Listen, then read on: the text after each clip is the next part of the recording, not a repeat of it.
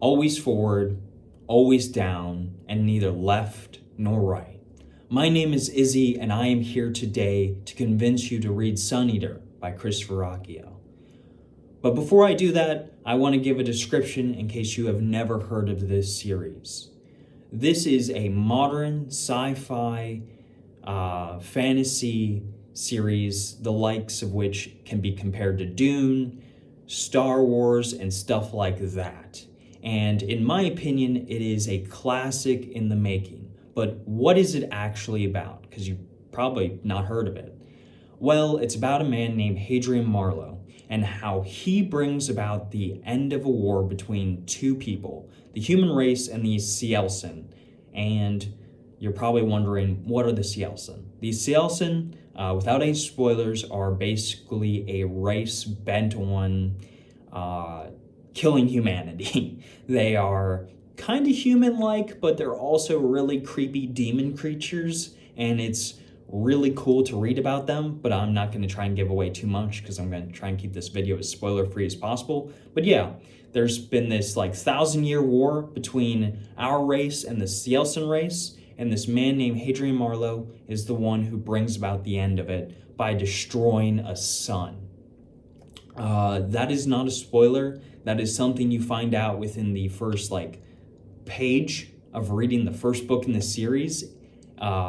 So just want to let you know, I'm not spoiling it for you. This is written in first person, past tense, so all of these things have happened hundreds, if not thousands of years ago for Hadrian, and he's recounting his story of how he became the man to end the war.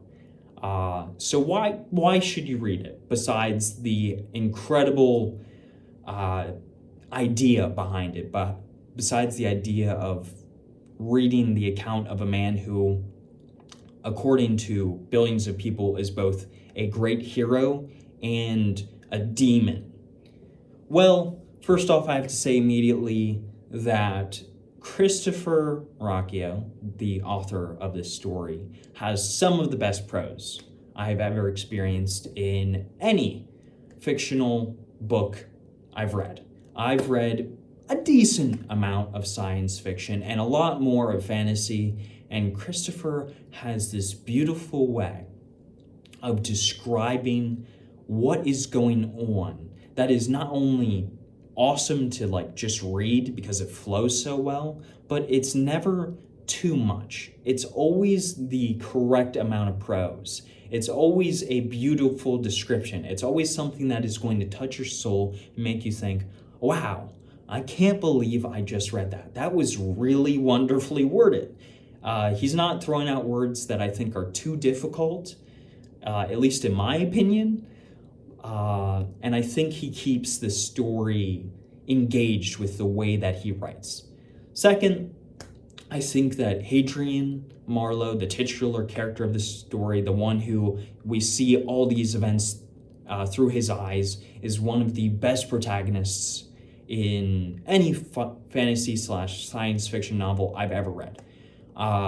The transformation that this man undergoes from Empire of Silence, which is the first book, to Ashes of Man, which is the fifth book and the one I just finished, is nothing short of amazing. This dude has some of the best character progression and best character development I've seen out of any protagonist in any story I've read. I mean, he is up there with the likes of Rand al'Thor, Jon Snow, Paul Atreides, some really heavy-hitting protagonists in the fantasy and science fiction circles, right? This dude is wonderfully crafted. You can't help but want to see him win. And when he does win, you're there with him. And when he does suffer, and he does suffer, you suffer with him.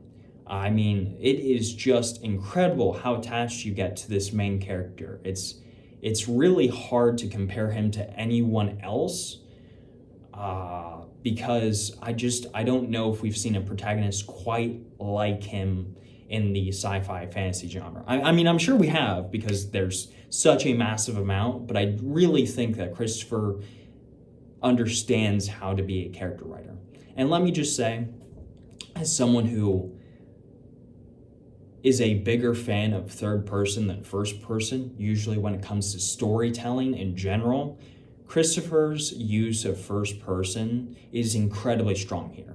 So strong, in fact, that I still think that you can become completely attached to the secondary characters despite never seeing their perspective. You get to feel what Hadrian feels for them. And I think that's something that is really wonderfully done. I think it's very well realized. Third, the plot. The plot in this book series is absolutely insane. You think that it's going to go one way when you start this series. You think it's going to be point A to point B, like, oh, I can see where this is going. You can't. I promise you, you can't. You cannot anticipate where this story is going. It is absolutely wild what Christopher manages to achieve in every single one of these novels. I mean, Empire of Silence is this grand introduction to the universe. And then you get Howling Dark, which has all these crazy world-building things that happen and these crazy plot points. And then you get like Demon in White, which is like 4 amazing books in one, and it's absolutely insane. And then you get like Kingdoms of Death, which just tears your heart out. And then you get Ashes of Man, which is resolving all the things that happen in Kingdoms of Death and also tears your heart out. And at no point are you emotionally or mentally prepared for literally anything that happens in the series. I mean, the plot is crazy. I will admit fully that going into Empire of Silence, I thought that this was going to be a much more, I don't want to say traditional science fiction story of a hero goes and destroys the enemy. But I did kind of have that idea. I thought I was going to get kind of a Dune-ish story where we get this main character who, you know, is destined to do this thing, and we just like go along with it. But no, this story is not traditional, at least when it comes to its main character and what he has to do. And I think it's just wonderfully done. I'm trying really hard not to give too much away, but I'm just gonna say this. There are a lot of plot points throughout this book that are genuinely insane. I think Christopher has some of the most brilliant ideas when it comes to the exploration of the future, especially humanity's future. He talks about stuff like eugenics and whether or not it's a good idea to have like cyborg implants in you. You know, how far can we as humanity progress before we lose ourselves? And those are just some of the things that he explores. So another reason I would add is the exploration of themes and the discussion around what makes us as people humans, and where do we lose that? When can we lose that? What is war? What is the result of a galactic war? What does that do to a person? What does it do to a person to have a life that can extend for hundreds, if not thousands of years and experience turmoil throughout that period of time? What is that like? So there's a lot going on with the themes, and I'm trying not to like put too much out there and spoil anything, but I just want to like get out of the way that this dude explores some very interesting topics about the future and philosophy and humanity. And if you are really into those things, I think you'll enjoy those parts. But I also want to say immediately that another reason to read this is the action. I think the action in Sun Eater is excellently done. I usually, when I read sci-fi, for the most part, besides Red Rising, I don't read sci-fi that is action-packed. My favorite sci-fi series of all time is Dune, and Dune is mostly about just sitting down and talking to one another. So going into the series, I was like, oh, there's probably going to be like a lot of dialogue.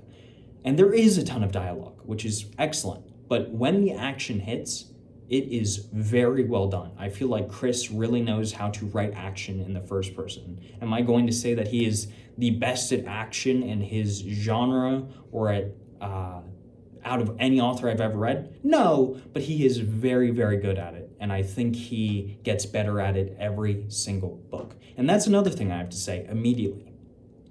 I think that pretty much all of these books are better than the last.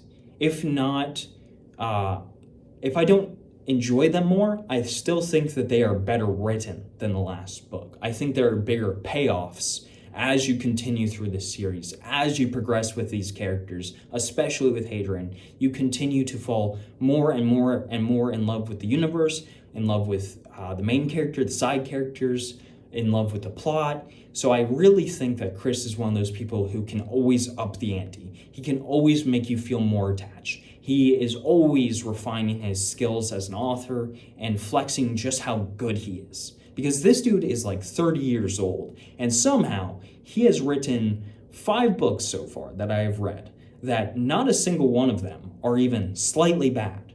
The worst one in the entire series, I gave an 8.8 out of 10 to. The worst one's an 8.8, folks. That is absolutely incredible. That is S-tier stuff.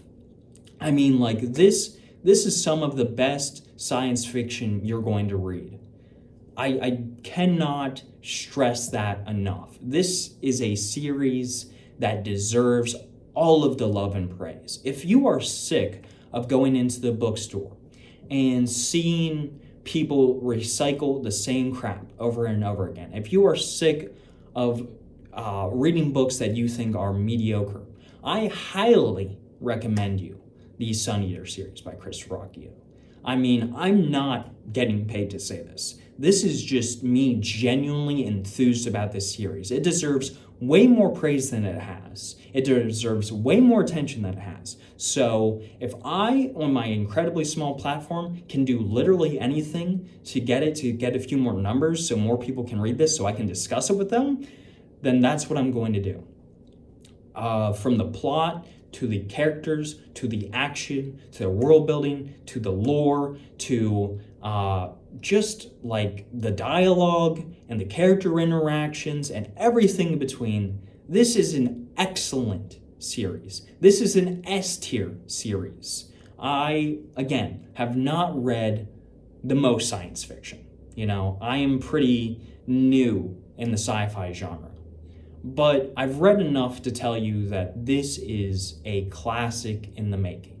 This is a series that future generations are going to talk about when it comes to how to write science fiction, how to subvert the genre while paying homages to it. I mean, I just cannot stress enough how well written this is and how well delivered it is. And the fact that this dude pumps out a book like every 2 to 3 years is amazing. That work ethic is unbelievable. And it's all excellent stuff. It's never slop. It's never, you never go into another Sun Eater book, even the novellas, and think, man, this one's probably not gonna hit. Nope. Even the novellas, which there are a lot of them, hit like every single time. This dude can really do it all. So I'm excited for more Sun Eater. I'm excited for more of Ruocchio and his writing career. I'm looking at it with great interest. I'm really excited that he's going to continue to writing. And yeah, please, if you take literally any advice I ever put up on this channel, up on this page, it is this. Sun Eater needs to be read, and it needs to be talked about, because it is an excellent series. And you would genuinely be doing yourself a disservice if you did not give this series a try, especially if you are a fan of science fiction and fantasy. Even if you're not, I still implore you to try it out. Maybe this will do it for you. Maybe this will be the thing that gets you into the genre. That is how good it is, in my opinion. I mean, it is up there with Dune for me as some of the best science fiction I've ever read. So take that as you will. that's the video. I just wanted to kind of come on here and say, hey, Sun Eater is really good and you should read it right now. If you can get your hands on it, please read it. This series is excellent. It's underrated and it deserves way more attention and hype than I can give it. So I'm hoping that this video hits for the correct people and that it motivates you to want to read this series, because I can't tell you enough how much I love it, about how good it is. I mean, I could just ramble on and on. I'm not going to do that. I just want to say this series is excellent. If you haven't read it yet, put it on your TBR, give it a try, come back, tell me what you think.